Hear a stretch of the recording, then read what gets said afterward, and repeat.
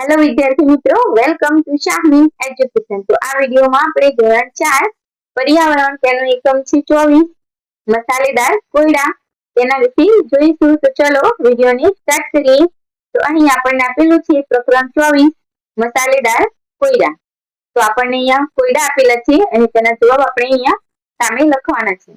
પહેલું છે તાજું છું તો લીલું ને સુકાઈ જાવ તો લાલ, કોરું કાચું ચાખી એના ભૂંડા થાય હાલ, તીખો તીખો સ્વાદ મારો રસોઈમાં ન ખાવું, વધુ પડતું ખાવા જાવ તો નાકમાં પાણી લાવું, બોલો બોલો જલ્દી બોલો, બોલો હું છું કોણ? તેનો જવાબ થશે મરચું। હવે આગળનો કોયડો છે પીળો પીળો રંગ મારો, તોરો મારો સ્વાદ, રસોઈમાં ને કચુંબરમાં આવું સૌને યાદ, નાની નાની વાતોમાં હું ઔષધ બની જાઉં, દૂધ સાથે ભળી જતા ખાંસી બગાડી દઉં, બોલો બોલો જલ્દી બોલો, બોલો હું છું કોણ? તો આનો જવાબ થશે હળદર। આગળનો કોયડો છે ઝીણી ઝીણી મોતી જેવી, નાની પણ હું ગોળ, અંદરથી હું સફેદ છું પણ ઉપર કાળો ઢોળ, કચુંબર કે નમકીનમાં હોંશથી ન ખાઉં, જીભ ઉપર મને મૂકો તો તીખો સ્વાદ લાવું, બોલો બોલો જલ્દી બોલો, બોલો હું છું કોણ? તો આનો જવાબ થશે મરી, જે નાના નાના કાળા મરી આવે છે તે।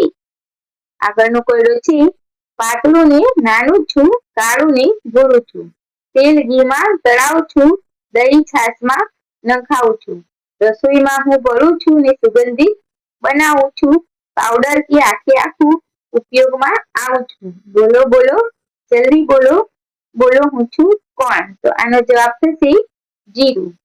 આગળનો કોયડો છે પાતળી ને નાની હું તો લીલી લીલી છમ, મુખવાસ ને શરબતમાં લાવી દઉં દમ, લીલી સૂકી ચાવ તમે તો પણ લાગે મીઠી, જીરા જેવી લાગુ હું તો જ્યારે તમને દીઠી, બોલો બોલો જલ્દી બોલો, બોલો હું છું કોણ? તો આનો જવાબ થશે વરિયાળી। હવે અહીંયા છેલ્લે આપણને કોયડો આપેલો છે ચોકલેટ જેવો રંગ મારો, શીંગડાવાળી ચીજ, ખીલી જેવો લાગુ હું તો મસાલાનું બીજ, દાંતના દુખાવામાં હું ખૂબ કામમાં આવું, તીખો મારો સ્વાદ પણ મુખવાસમાં ભાવું, બોલો બોલો જલ્દી બોલો, બોલો હું છું કોણ? તો આનો જવાબ થશે લવિંગ। હવે આગળ આપેલું છે હવે બીજા બે મસાલા પર તમારા પોતાના કોયડા બનાવવા પ્રયત્ન કરો, તે કોયડા તમારા વર્ગમાં પૂછો, આ બે મસાલાના ચિત્રો તમારી નોટબુકમાં દોરો અને તેના નામ લખો। તમારા ઘરમાં રસોઈ બનાવવા કયા કયા મસાલાઓનો ઉપયોગ થાય છે તે શોધો, તેની યાદી બનાવો અને તમારા મિત્રની યાદી પણ જુઓ। તો અહીંયા તમારે તે મસાલાના નામ લખવાના છે। તો મરચું, હળદર, ધાણા જીરું, હિંગ, તજ, મરી, રાઈ, મેથી, અજમો, લવિંગ, ઇલાયચી, આદુ, આમાં ઘણા બધા મસાલાઓનો આપણે ઉપયોગ કરીએ છીએ। આગળનો પ્રશ્ન છે જ્યારે તમારા દાદા દાદી નાના હતા ત્યારે તેમના રસોડામાં મોટા ભાગે કયા મસાલાઓનો ઉપયોગ થતો હતો? તેમની પાસેથી શોધી કાઢો અને અહીં લખો। તો મરચું, હળદર, ધાણા જીરું, લસણ, રાઈ, મેથી, અજમો, હિંગ, આદુ, તજ, લવિંગ વગેરે મસાલાઓનો ઉપયોગ થતો હતો। આગળનો પ્રશ્ન છે એક એવા મસાલાનું નામ આપો કે જે નમકીન અને મીઠી બંને વસ્તુમાં નખાય છે? તો એ છે ઇલાયચી। ઇલાયચી નમકીન અને મીઠી બંને વસ્તુમાં નખાય છે। આગળનો પ્રશ્ન છે રસોઈમાં ખાટો સ્વાદ લાવવા તેમાં શું નાખવામાં આવે છે? શોધો। તો રસોઈમાં ખાટો સ્વાદ લાવવા માટે તેમાં લીંબુ, ટામેટા, આમલી, આંબોડિયા, કોકમ, દહીં વગેરે વસ્તુઓ નાખવામાં આવે છે। હવે અહીંયા આગળ આપેલું છે હું ઉત્તમ છું, હું કેરળમાં રહું છું, મારા ઘરના વાડામાં મસાલાનો બગીચો છે, ત્યાં મેં તમાલપત્ર, નાની અને મોટી ઇલાયચી અને મરીના છોડ જોયા। તો આગળ આપણને પ્રશ્ન પૂછવામાં આવેલો છે તમારા વિસ્તારમાં કોઈ મસાલા ઉગે છે? શોધી કાઢો, અહીં તેમના નામ લખો। તો હા, અમારા વિસ્તારમાં મસાલા ઉગે છે મરચું, આદુ, જીરું, વરિયાળી વગેરે। હવે આગળ આપણને આપેલું છે થોડા આખા મસાલા વર્ગમાં લાવો, કોષ્ટકમાં તેમના નામ લખો, તમારી આંખો બંધ કરી દરેક મસાલાને સ્પર્શ કરીને અને સુગંધથી ઓળખવાનો પ્રયત્ન કરો, જેને તમે ઓળખો તેની સામે ટીક કરો, જો તમે ઓળખી ન શકો તો ચોકડીનું નિશાન કરો।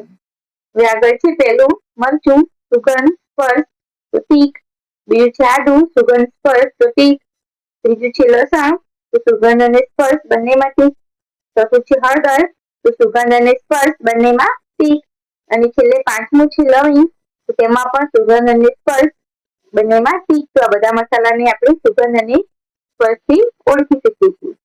આગળ છે ચાલો ચટાકેદાર ચણા ચાટ બનાવવા પ્રયત્ન કરીએ. તો તેના માટે તમારે જોઈએ બાફેલા ચણા વર્ગમાં બધા માટે પૂરતા હોય તેટલા, મીઠું, લાલ મરચું, આમચૂર પાવડર અથવા લીંબુ સ્વાદ પ્રમાણે. આગળ છે શેકેલું જીરું, સંચળ અને ગરમ મસાલો જો શક્ય હોય તો, અને છેલ્લે કોથમીર. બાફેલા ચણામાં સ્વાદ પ્રમાણે મીઠું, લાલ મરચું, આમચૂર પાવડર અથવા લીંબુનો રસ ઉમેરો. તમારી ચાટ સ્વાદિષ્ટ બનાવવા જીરું, સંચળ અને ધાણા પાવડર ઉમેરો. અંતમાં ચપટી ગરમ મસાલો પણ ઉમેરી શકાય છે. બાફેલા ચણા સરખા મિક્સ કરો, સમારેલી કોથમીર તેના પર ભભરાવો. અરે વાહ, તમારી ચટાકેદાર ચણા ચાટ ખાવા માટે તૈયાર છે. આગળ હવે આપણને પ્રશ્ન પૂછવામાં આવે છે, શું તમે ચણા ચાટની મજા માણી? તો હા, મેં ચણા ચાટની મજા માણી. બીજો પ્રશ્ન છે, અનુમાન કરો જો ચણાની ચાટ બનાવવા એક પણ મસાલા ન હોય તો તે કેવી લાગે? તો ચણા ચાટ ફીકી લાગે.